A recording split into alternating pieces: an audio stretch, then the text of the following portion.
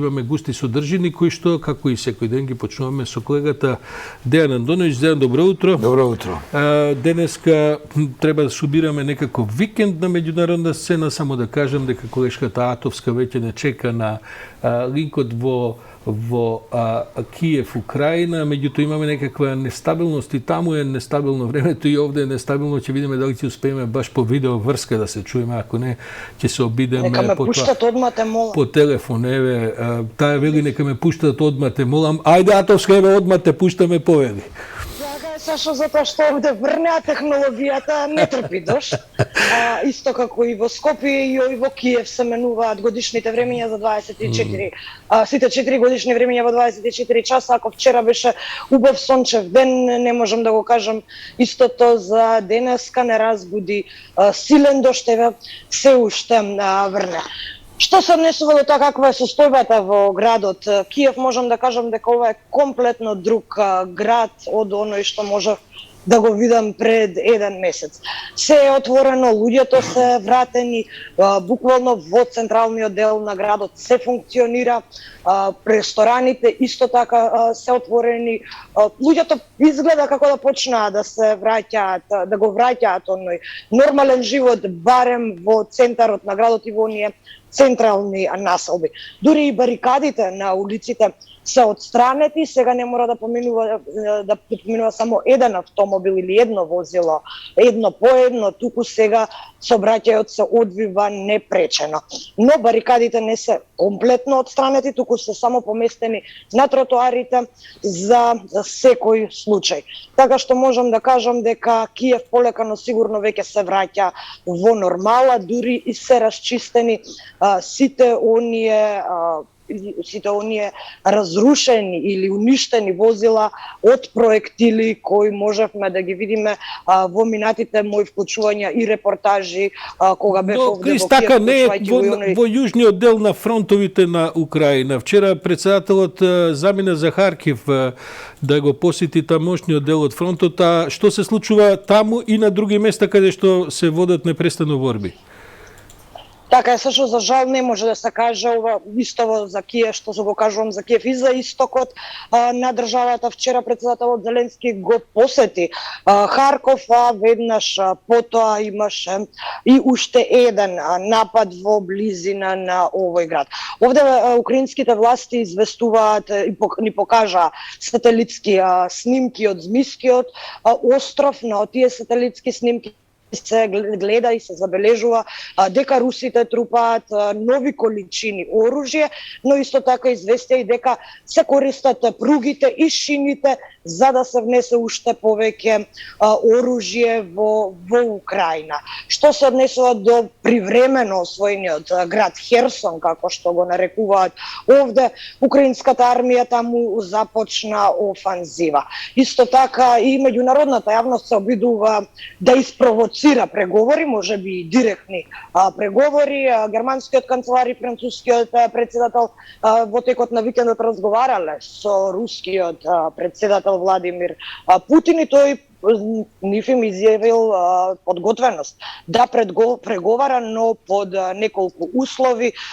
Еден од дел од условите се да се тргнат, да се отстранат дел од санкциите, но и да се деминира областа околу Одеса. Русија, односно рускиот председател Путин рекол дека во тој телефонски разговор рекол дека е подготвен да ги ослободи пристаништата за непречен транспорт на житариците, но под услов истото тоа да се овозможи и за руските ѓубрива. Се уште на ова нема реакција од украинската страна, ќе мора да почекаме во текот на денешниот ден за да видиме како ќе реагира и Украина.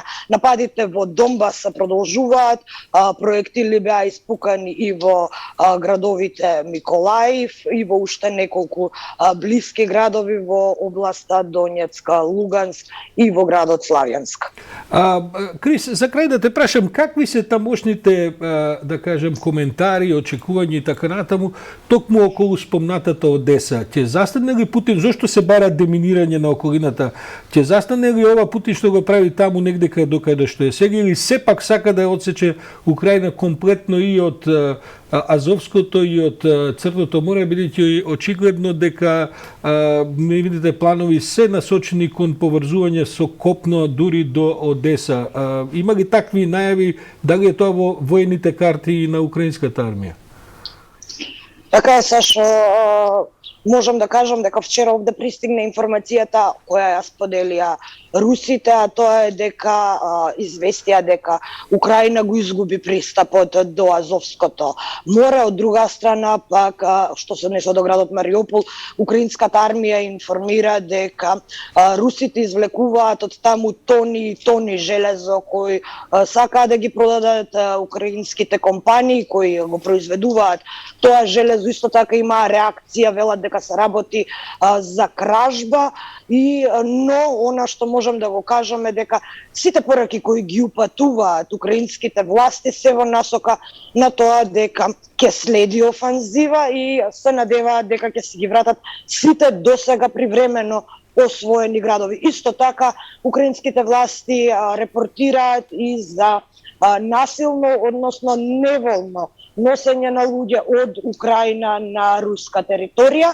а дел од жителите на овие места пак насилно се бркаат да дојдат навака, односно на западот од Украина, поточно се протеруваат од своите домови. Утринава излезе и едно видео овде на мрежите кој го постираше украинската армија, а на видеото се гледа и масовна гробница во градот Мариупол. Кристина, ти благодарам за ова утринско вклучување. Се надевам дека таму негде околу 9:30 часот може би повторно ќе се чуеме во зависност тоа какви ќе бидат врските. Гледам дека врне, ги чувме најважните информации. Кристина Атовска директно од Киев, како и во изминатите неколку месеци. А со мене во студијата е Дејан Андоновиќ, со кого продолжуваме со оваа анализа. Дејан, очигледно е дека во позадината на ова се што го опишува Кристина, сепак се водат некакви преговори. Тие веројатно не се директни помеѓу Зеленски и Путин, но очигледно е дојдена ситуацијата кога веќе сега се бара некое решение за што поскоро да престане оваа воена криза во воениот дел, но и да се деблокираат разни патишта, секој од своја страна бара некакво деблокирање. Сега Москва се обидува очигледно да му покаже на светот дека сепак имаше специјална намера да води специјална воена операција, не војна. Тоа денеска изгледа така, зашто го велам, бидејќи фокусирани се на Донбас. Јас изминатите неколку изданија на утрински брифинг го зборував тоа, се повлекува од Киев, се повлекува од околината на Харков, за да се фокусираат на Донбас. Клучот е Донбас да се освои, Северно Донец, градот кој е во Донбаската област, стратешко место како што тоа беше Мариупол доле, е пред пад, значи влезени се руските трупи во градот, и Луганск ќе биде практично 100% освоен, а Донец ќе биде 80% освоен, така да тука се фокусирани русите да го земат целиот и она една од главните причини, нели, русите кои живеат таму во таа проруска област да се одцепат од Украина. Што се однесува до пристапот кон Азовското море е завршена работа, Украина веќе никогаш нема да излегува на Азовското море, освен доколку не се договорат по војната да има некаков пристап. Што се однесува до Одеса, за сега ми се чини дека русите не ги кажуваат плановите. Ќе потсетам, пред 94 дена русите ден пред да влезат во Украина велеа дека нема да влезат во Украина, туку дека прават воени вежби. Така и околу Одеса. Сега има некакви информации дека Одеса ја гаѓаат самите украинци за да предизвикаат емпатија у светот дека русите уништуваат. Ми се чини дека оваа фаза на војна брзо ќе заврши, каде што Донбас ќе се отцепи, следна цел ќе биде Харков горе, затоа и Зеленски вчера не случајно отиде да види таму. Таму веројатно ќе се стационираат оние трупи кои бегаат од Луганск, бидејќи таму има две силни бригади украински, на украинската армија спред извештаите, кои требаат да напаѓаат, а се мора да се повлекуваат, и веројатно може би летос ќе застане фазата околу Харков. Но едно е сигурно, нема да се откажат од контролата на целото Црноморско пристаниште, што значи дека Одеса тогаш ќе мора да биде некако блокирана од страна на Русија. Не случајно, еви Атовска рече пред малку тие информации од таму, на Змиското острово, кое се наоѓа на границата со Романија. Тоа излезе многу стратегиски важно острово, иако се работи за островче, кое што е со многу мали димензии. Чим не сме слушнали јас и ти за него никад, веројатно било многу стратешки важно, бидејќи обично таквите места најмалку се познати во јавноста. Има нешто таму, не знаеме што е, ние од тука никако не можеме Ако знаеме. ништо друго изигрува носач, не би рекол на авиони, туку носач на артилерија. Па да, и тоа толку Така е борба за поставен. толку мало островце само покажува дека има нешто и повеќе што ние можеби не знаеме. Да сумирам. Донбас, војната за Донбас веројатно ќе завршува полека, освен ако не заглават у Северно Донецк како у Мариупол, бидејќи трупите украински од Северно Донецк се повлекуваат повторно на некое место таму и може да направат жестоко упориште. Она што е успех за русите е дека изминатиот период малку се јавува дека има успешни ракетирања врз пратките на оружје кои НАТО ги праќаат за Украина, особено се уништуваат железничките пруги, па така да не може да го достават нели оружјето. Имате поморска блокада, имате уништени железнички собраќаи, тогаш многу потешко доаѓа оружјето. Ќе видиме денеска, можеби веста на денот денеска дека Ердоган ќе разговара со Путин, и Ердоган ќе разговара со Зеленски, ќе потсетам, Ердоган изигра голема улога во моментов, особено околу. Он цело време има некоја голема улога политичка тука во регионот, па и во глобалните теми, но и натаму мислам дека во раце е неговата одлука дали ќе ги пушти Финска и Шведска, дали ќе им даде согласност Турција да влезат во НАТО. Мислиш дека и тоа е дел од преговорите што Верувам, ги да. води помеѓу Путин и Западот, например? Верувам бидејќи и на Путин му одговара житото и ѓубривото од Одеса да излегува да се продава, која ја блокира сега Русија. И на Путин му одговара... ма тоа не е до душе руско жито, нешто од... Не, ѓубривото. Ѓубривото е нешто, се разбира, Русија е еден од големите производители, како и Украина на ѓубриво. Меѓутоа, и оваа приказна со Мариупол железото и обвинувањата дека всушност ги крадат амбарите, кои што се полни со жито и ги продаваат, тоа веројатно во еден момент украинците ќе побарат на некој начин да се плати во некакви репарации ако стигне до тоа. Значи сакам да докажам дека и на Путин му одговара во моментот Финска и Шведска да не влезат у НАТО и веројатно Турција има тука главната роља. Она што испадна една вест која малкумина ја гледаат, а се однесе околу Турција и Ердоган, е дека Ердоган во петокот најави започнување на нова војна офанзива во Сирија. Сега, што тоа значи? Тоа прво значи дека ќе има уште една војна. Да подсетам, кога не беше украинската, сириската беше на врвот на светските тикери. Второ, зошто токму сега не знаеме. Трето, баш курдите, оние исти курди кои Шведска и Финска се обвинети дека им даваат подршка. И четврто, повторно руската улога таму.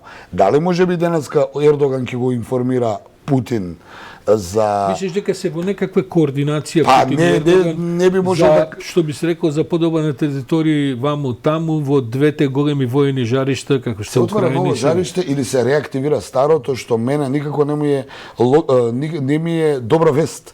Сега, дали Ердоган ќе го информира Путин дека планира да пука или ќе го информира Путин дека планира да не ги пушти Финска и Шведска или планира да го информира дека со Бајден се договориле да бидат против него, не знам, ќе видиме. Но он ќе разговара денеска со Зеленски. Некакви мемуари ќе го доставаме, бидејќи тоа секако не е нешто што веројатно ќе биде повторно ги кажам, јавно. Се активира ново жариште, турскиот лидер искача, кажува дека ќе има, почнувам повторно војна, вели. Тоа е онаа војна што 4 години ние на светските тикери прва ја гледавме, во едно време каде што и русите се вмешани. Да подсетиме, русите имаат во Сирија 2 поморски бази. Таму имено војната ја доби Сирија, односно претседателот сиријски заради Русија. Да, па има 2 големи војни бази. Значи Турција кога пука во Сирија мора да ги информира сите оние кои имаат војни бази. Така да ќе видиме денеска тој разговор што ќе биде. И за крај уште One Minute World да го споменам дека дојде информација дека Европската унија повторно не била согласна и не успела да биде единствена околу воведувањето на руските санкции. Тоа го кажа синоќа не било кој тука германскиот министер за економија или за трговија или како е, Роберт Хабек, кој вели дека едноставно земјите не може да се договорат, бидејќи Европа се уште не е толку економски моќна за да и се спротивставува на Русија на тој начин.